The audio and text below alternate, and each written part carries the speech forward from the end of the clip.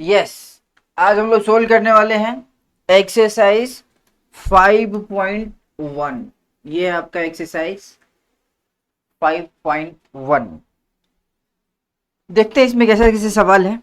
तो पहला सवाल है, which of the following statements, मतलब नीचे कुछ स्टेटमेंट सब दिया होगा। अब वैसे भी ये चैप्टर जो है वह स्टेटमेंट वाला गणित है, तो स्टेटमेंट ही दिया रहेगा, आंसर भी स्टेटमेंट में ही होगा। ये नंबर का गणित कम और स्टेटमेंट का गणित ज्यादा है, इसीलिए यहाँ पे स्टेटमेंट्स होगा। Which of the following statements, मतलब कुछ नीचे, फॉलोइंग मतलब नीचे कुछ स्टेटमेंट दिया हुआ, आर ट्रू कौन सही है, एंड विच आर फॉल्स कौन फॉल्स है। मतलब नीचे कुछ स्टेटमेंट दिया जाएगा, बताना है कि कौन सही है और कौन गलत है। और सिर्फ बताना ही नहीं है, कह रहा है गिव रीजन, कारण भी दीजिए आप, क्यों, रीजन, रीजन बताइए कि वो सही है तो क्यों सही है, ये सब बताइए। सीधे मत बताइए कि सही है, क्यों सही है ये भी बताइए। फॉर योर आंसर, मतलब वही बात हुआ, रीजन फॉर योर आंसर्स। तो पहला सवाल है, only only one line can pass through a single point. Statement कह रहा है कि किसी भी एक पॉइंट से only one line can pass through a single point. कह रहा है अगर आप एक सिंगल पॉइंट ऐसे ले, यहां मान लो, तो इससे एक ही लाइन पास करेगा। बहुत कर सकता है, एगो ऐसे गया, एगो ऐसे गया, एगो ऐसे गया, एगो ऐसे गया, और भी हो सकता है, इनफाइनाइट। एक पॉइंट से इनफाइनाइट लाइन पास कर सकता है। लेकिन ये क्या बोल रहा है, only one line can pass through a single point, तो गलत बोल रहा है। तो इसका आंसर क्या हो गया, फॉल्स। क्यों हुआ ये भी बताना है, तो देख लीजिए ना, सामने में दिखा दिए। अब दिखा दिए तो ज्यादा नहीं बोलना है, दिखा दिए, देख लीजिए, देख रहे हैं क्या को पास कर रहा है, बहुत कर रहा है, वही बात इसमें लिखा हुआ है। चलिए अगले सवाल की तरफ चलते हैं। दूसरा सवाल है, there are an infinite number of lines. कह रहा है कि इनफाइनाइट को लाइन है, which pass through two distinct point, मतलब दो गो पॉइंट से गुजरने वाला। कह रहा है इनफाइनाइट को है लाइन, ऐसा ऐसा इनफाइनाइट को लाइन है, दो गो पॉइंट है, मान लीजिए एगो ए है एगो बी है। अब इन दोनों को मिला के स्केल से आप एक ही लाइन खींच सकते हैं। ये क्या बोल रहा है, देयर आर इनफाइनाइट, कह रहा है इनफाइनाइट को है, लेकिन हमने देखा तो एक ही पाया गया। मतलब इनका ये जो कहना है, ये भाई साहब का ये कहना भी गलत हो गया। पहला तो गलत हुआ ही था, दूसरा भी गलत हो गया। चलिए तीसरा देखते हैं, सी। सी मतलब देखो, क्या देखो, ए टर्मिनेटेड लाइन। टर्मिनेटेड लाइन का मतलब हुआ जो लाइन पहले पहले पूरा था, अब टर्मिनेट हो गया, मतलब कट गया बीच में से। ऐसा पूरा लाइन था यहां से यहां, मतलब एल एम कट गया इसमें से, इसको ए भी कर दो, ज्यादा ठीक लग रहा है, एल एम क्यों, ए भी ठीक है। तो a terminated line can be produced indefinitely on both side. ये कह रहा है कि एगो टर्मिनेटेड लाइन मतलब ऐसा का इतने लाइन सेगमेंट समझो ना, हाँ। कह रहा है कि दोनों तरफ इनडेफिनिटली, मतलब कोई अंत ही नहीं हो, इनफाइनाइट ऑन बोथ साइड, मतलब इस टर्मिनेटेड लाइन को इधरों अनंत तक बढ़ाया जा सकता है, इधरों अनंत तक बढ़ाया जा सकता है। सही बात है, आज थोड़ा तबीयत खराब लग रहा है। सही बात है, तो ट्रू हो गया, ट्रू। चलिए आगे देखते हैं, D. If two circles are equal then their radii are equal. कह रहा है कि अगर दो सर्कल इक्वल है, मान लीजिए ये एक सर्कल है, इसी के ऊपर एक और सर्कल है, इसी पे बन गया है दो बार, आपको पता नहीं चल रहा है, हम बना दिए हैं। बनाए हैं कि बनाया है नया भाई, दोनों का यही सेंटर है। If two circle are equal, circle equal का क्या मतलब हुआ जी? लाइन इक्वल मतलब लंबाई सेम है, सर्किल इक्वल मतलब क्या हुआ? Same to same. यस, तो सेम टू सेम इसी में दोनों दिख रहा है, दो गो सर्किल इक्वल है, इसमें दो गो है, एगो नहीं है, दो गो है। टू सर्किल आर इक्वल, एक दूसरे के ऊपर रख दिया हुआ है, देन दे रेडाई इक्वल। सही बात है भाई, रेडाई मतलब क्या होता है? सरकमफ्रेंस और इसके बीच की दूरी। तो इक्वल सर्किल है मतलब एक दूसरे पे चढ़ा हुआ है, तो दूरी बा ये वाला डिस्टेंस बा भी तो सेम है ना होगा जी, तो ये बात भी इसका सही निकला। चलिए आगे देखते हैं। अगला है, in the following figure if A B बराबर पी क्यू, नीचे कुछ फिगर दिया हुआ है, ए बी और पी क्यू बराबर है, ई बराबर ई ऐसा दिया हुआ है, ये दोनों बराबर है, एंड पी क्यू बराबर एक्स वाई, और ये इसके बराबर है, मतलब ये इसके बराबर है और ये इसके बराबर है।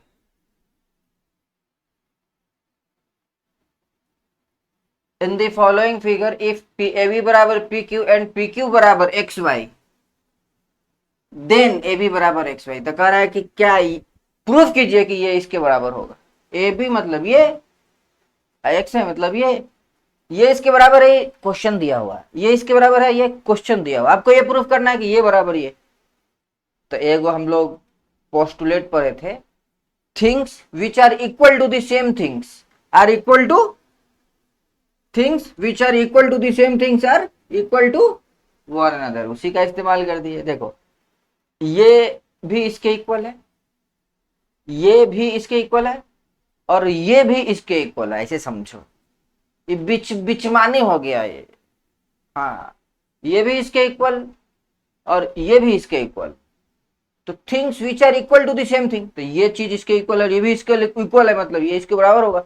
ये तो डायरेक्ट एक्सियोम हो गया और पोस्टुलेट हो गया, क्योंकि ज्योमेट्री से रिलेटेड है। तो डायरेक्ट इक्वल लाइन लिखेंगे, इसका कोई प्रूफ तो है नहीं है, तो लिखेंगे बस, कर देना है, तो सीधे लिखे स्टेटमेंट में काम हो गया धड़ाम। चलिए आगे देखते हैं। सेकेंड क्वेश्चन, दूसरा सवाल कह रहा है give a definition for each of the following terms, कुछ टर्म्स एंड कंडीशन, मतलब टर्म्स दिया हुआ है, कंडीशन नहीं है यहाँ पे, कुछ टर्म्स दिया होगा, उसका डिफिनीशन लिखना है। Okay, are there other terms, कह रहा है कुछ और दूसरा टर्म भी है, that need to be defined first, कह रहा है कि कोई दूसरा ऐसा चीज भी है जिसको पहले डिफाइन करना होगा, तब जाके वो चीज डिफाइन होगा। जैसे कि पैरेलल लाइन डिफाइन करना, तो पैरेलल लाइन डिफाइन करने से हम पहले हमको क्या डिफाइन करना हो, पॉइंट क्या होता है, क्योंकि पॉइंट नहीं बताएंगे तो लाइन की बात ही नहीं कर सकते, तो पैरेलल लाइन की बात कहां से होगी। तो पैरेलल लाइन का अगर बात चल रहा है तो पॉइंट को डिफाइन करना होगा, बात समझ रहे हो ना। तो इस वही पूछ रहा है, व्हाट आर दे, वो कौन कौन है बताइए, and how might you define them, उस सबका डिफिनीशन वगैरह भी लिखने के लिए कह रहा है। ओके, तो पहला कह रहा है पैरेलल लाइन, इसका डिफिनीशन लिखना है, गिव द डिफिनीशन, क्या है, गिव द डिफिनीशन, इस सबका डिफिनीशन लिखना है। तो पैरेलल लाइन का डिफिनीशन क्या होगा, लगाओ दिमाग, पैरेलल लाइन का डिफिनीशन क्या होगा। पैरेलल लाइन का मतलब होता है if the distance between two lines, if the distance between, या परपेंडिकुलर डिस्टेंस बोलो ज्यादा अच्छा रहेगा, if the perpendicular distance between two lines is always constant. जैसे देखो, ये परपेंडिकुलर डिस्टेंस हुआ जितना ये है, मान लो ये 2 मीटर है, तो कहीं भी चेक करो 2 मीटर मिलेगा, ऑलवेज उतने, ऑलवेज दुइये, ऐसा।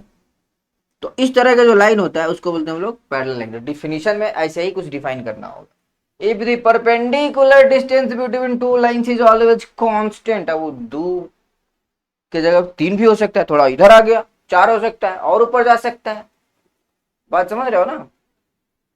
Then these are called parallel line, तो पैरेलल लाइन का डिफिनीशन तो हो गया, लेकिन इसको डिफाइन करने के लिए कुछ कुछ और करना होगा। इन अदर वर्ड इसको बोल सकते हैं the line which never intersect each other is called parallel line, इसको ऐसे भी डिफाइन किया जा सकता है, the line which never intersect each other. Parallel line का जो कट करेगा, इसे नहीं ना करेगा, इंटरसेक्ट करेगा ही नहीं, तो ये वो डिफिनीशन ये भी हो गया, कहने का एक तरीका ये भी हो गया, एक तरीका ये हो गया।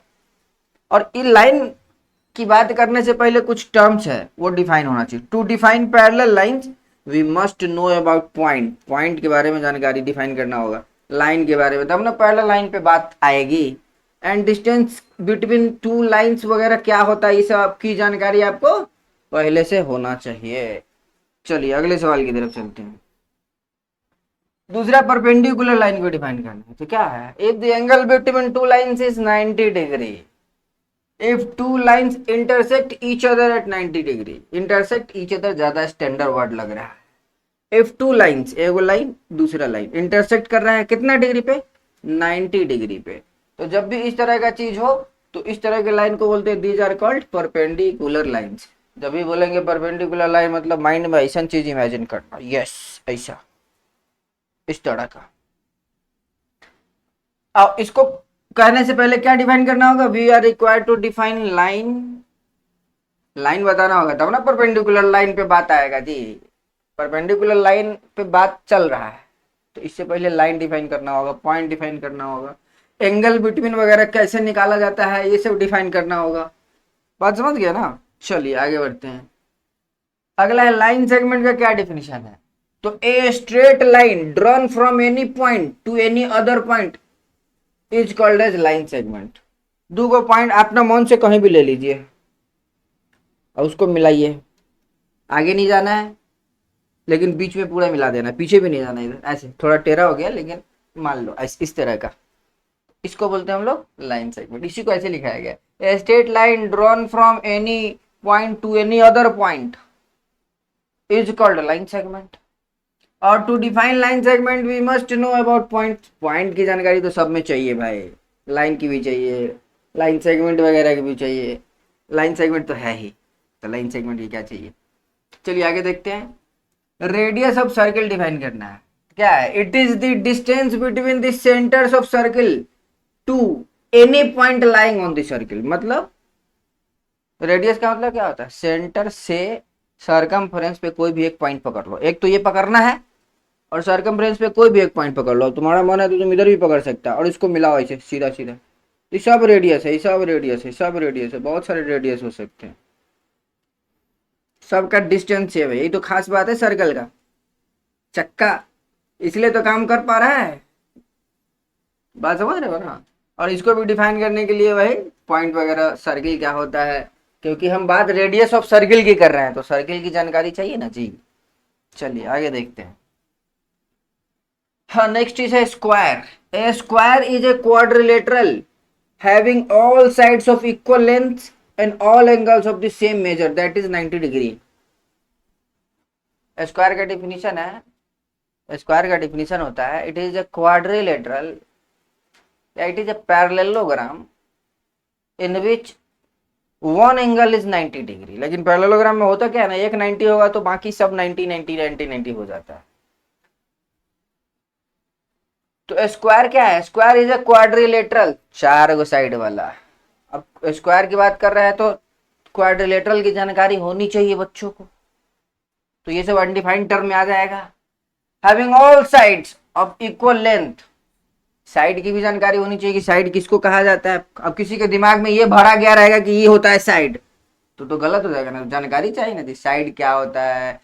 उसके बाद ना इक्वल फिक्वल करेंगे, एंगल कौन कौन होता है, कौन सा एंगल एंगल होता है, किसकी कौन 90 की बात हो रही है, ये सब जानकारी होनी चाहिए। तो to define a square we must know about quadrilateral, side and angles वगैरह जो भी है। गुड, दो सवाल तो हो गया। नेक्स्ट तीसरा सवाल है, consider the two postulates given below. दो पोस्टुलेट है, ये नया पोस्टुलेट है, आपके उस लिस्ट में का पोस्टुलेट नहीं है। कह रहा है given any two distinct point A and B there exist a third point C which is between A and B.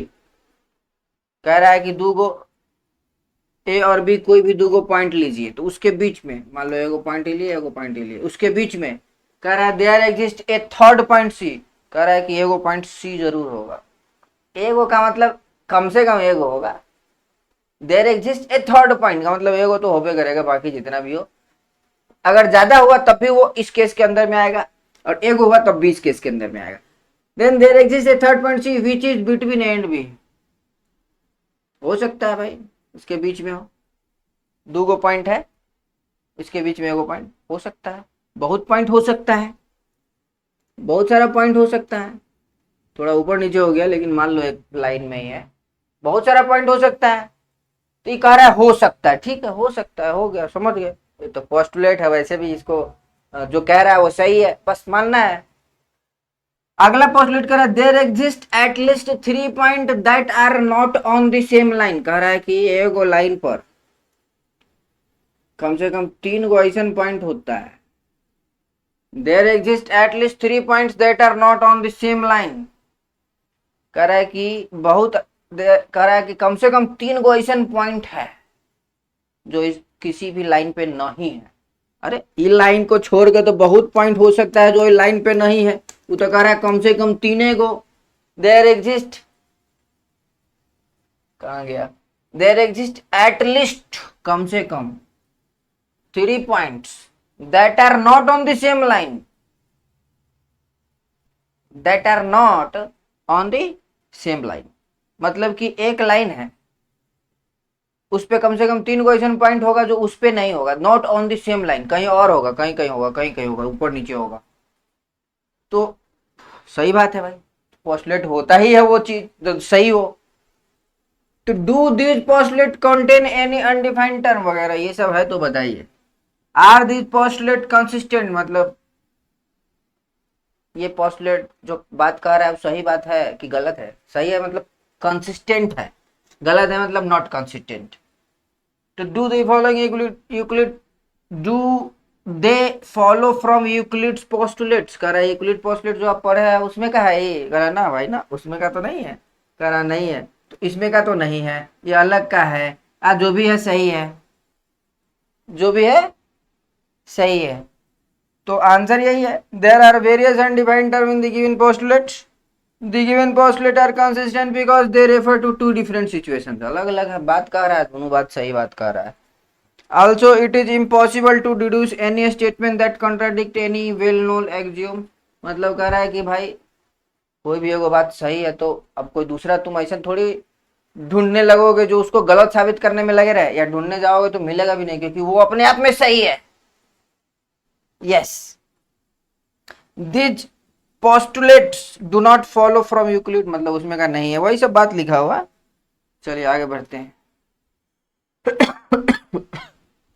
Okay, if a point C lies between 2 points A and B, if a point C lies between 2 points A and B such that AC बराबर BC, मान लो ये A है और ये B है, A point है B point है और एक पॉइंट है C जो इसके बीच में कहीं भी है।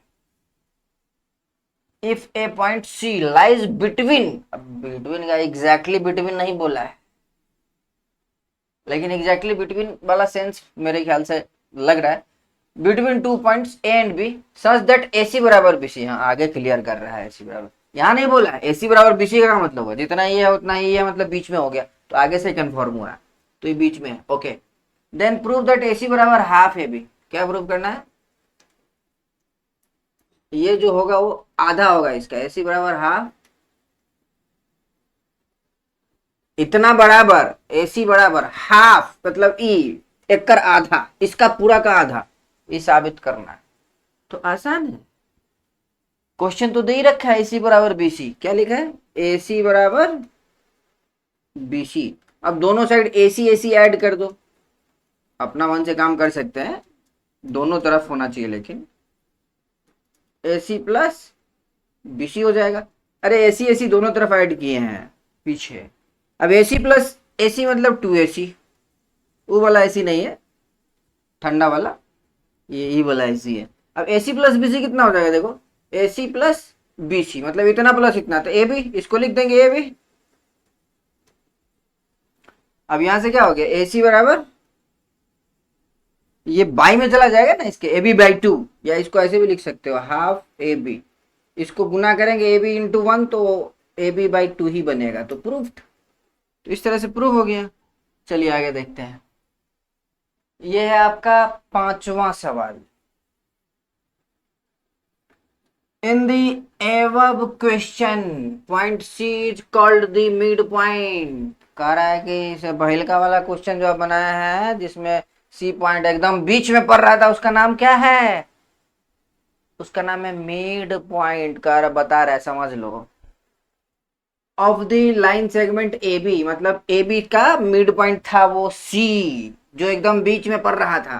Prove that every line segment that has one and only one mid point. Prove करना है, prove that every line segment has one and only mid point. Yes, एक और केवल एक ही मिड पॉइंट होता है। कह रहा है कि किसी भी लाइन सेगमेंट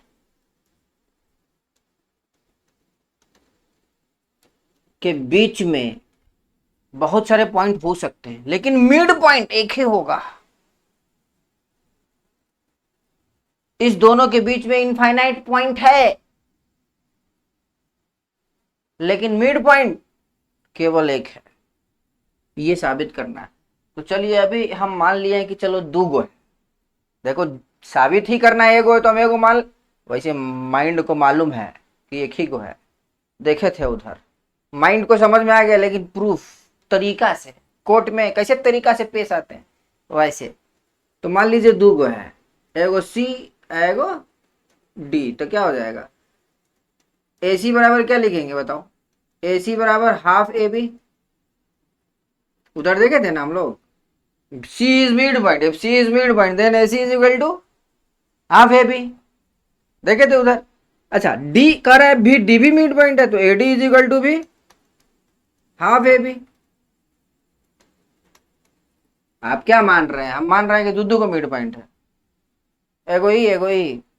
तो AC बराबर इतना, और D अगर मिड पॉइंट होगा तो AD बराबर इतना। देखो, दोनों का RHS सेम है। Things which are equal to the same things are equal to one another. ये भी इसके इक्वल है, ये भी इसको इक्वल है, ये दोनों आपस में इक्वल है, तो ये दोनों क्या हो जाएगा? ए सी बराबर ए डी। तो इससे क्या लग रहा है? ए सी बराबर ए डी कब होगा? जब सी क्वांसाइड कर जाएगा डी के ऊपर, सी और डी एक ही जगह पे होगा, मतलब सी। अब ये दोनों बराबर कब होगा जी? ए सी बराबर ए डी कब होगा? जब सी बराबर डी होगा। या हम बराबर नहीं बोल सकते हैं, या बराबर भी बोल दो तो कोई दिक्कत नहीं है। क्वांसाइड कर रहा है, बराबर भी बोल सकते हो, कोई दिक्कत नहीं। तो हो गया, मतलब कि हम दो को माने थे लेकिन ही कहा नहीं, सी बराबर डी, सी बराबर डी, तो दो को कहाँ हो पाया जी? एक को हो गया ना जी। नहीं समझा जी? सी अलग माने थे, डी अलग माने थे, कह रहे नहीं बराबर है तो दो को नहीं होगा ना, तो एक ही को होगा। चलिए आगे बढ़ते हैं। छठा सवाल, इन दी फॉलोइंग फिगर, एगो फोटो देल है, देख लो। इफ ए सी बराबर बी डी, अच्छा ए सी यहां से यहां तक बराबर बी डी, अच्छा जितना ये है, जितना यहां से यहां तक है उतना ही यहां से यहां तक है, ऐसा क्वेश्चन दे रखा है। Then prove that A B बराबर सी डी। प्रूफ करना है कि इतना बराबर इतना, ठीक है। ए सी बराबर क्या लिख सकते हैं हम? ए सी बराबर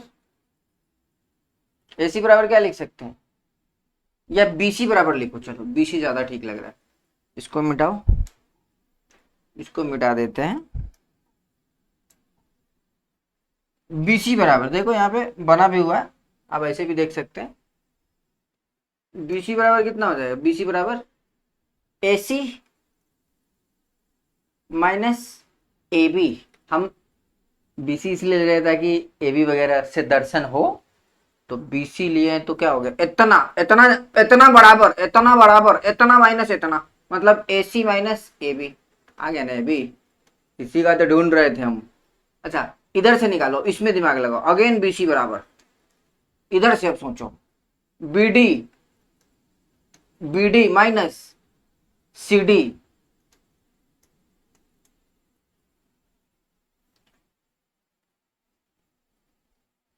यस, BC बराबर इतना आ रहा है AC माइनस AB, और ये BC बराबर यहां से आ रहा है BD माइनस CD। अब दोनों का ये LHS बराबर है, तो क्या करेंगे? RHS को करेंगे बराबर, तो क्या होगा? AC माइनस AB बराबर BD माइनस CD।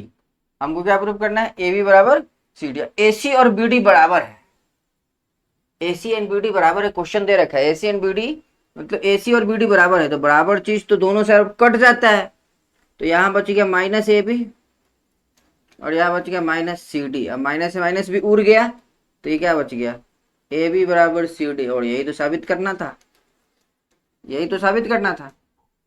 चलिए लास्ट सवाल भी देख लेते हैं।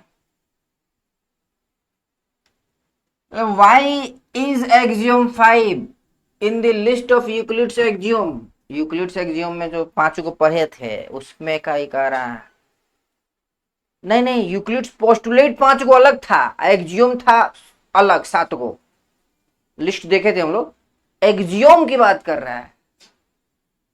एक्सियोम जो 7 को पढ़े थे और पोस्टुलेट जो पढ़े थे, उसमें से 5वां एक्सियोम जो लास्ट में था वो था things which are equal, sorry वो वाला था कि part whole is greater than part, whole is greater than part. Axiom 5 state that whole is greater than part. Whole का मतलब होता है पूरा,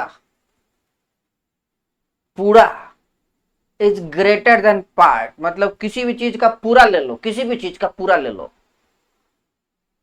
और उसका टुकड़ा लो, तो टुकड़ा जो होगा वो छोटा होगा, पार्ट बड़ा होगा, तो whole is greater always. Whole का मतलब ही हो गया उसी में से बाकी चीज निकलेगा, तो whole is greater than a part. चूंकि ये हर फील्ड में लागू होता है, कोई जरूरी नहीं कि मैथ ही होना, हर जगह हर चीज में लागू होता है। मान लीजिए ये रिमोट है, तो ये होल, इसका भी बटन सब पार्ट है, whole is greater than part. तो कोई जरूरी नहीं मैथ ही हो, रियल लाइफ हो, या बहुत जगहों पे इसको फिट किया जा सकता है, इसीलिए इसको यूनिवर्सल ट्रूथ के रूप में जाना जाता है। बात समझ में आ गया? चलिए, तो उम्मीद है कि जितना भी समझाया है सब समझ में आया होगा। अगर कोई दिक्कत है तो आप हमको कमेंट कर सकते हैं, और अगर आपको बहुत ज़्यादा प्रॉब्लम रहता है तो आप हमारा ऐप भी डाउनलोड कर सकते हैं। प्ले स्टोर पे आप SIRZEE करके सर्च करोगे तो मिल जाएगा, सरजी ऐप। आप हमको व्हाट्सएप भी कर सकते हैं, कुछ भी प्रॉब्लम होता है तो, +91 मतलब इंडिया 8877769977 पे। चलिए तो रहने देते हैं, आज के एपिसोड में इतना ही, मिलता है अगले एपिसोड में, तब तक के लिए धन्यवाद।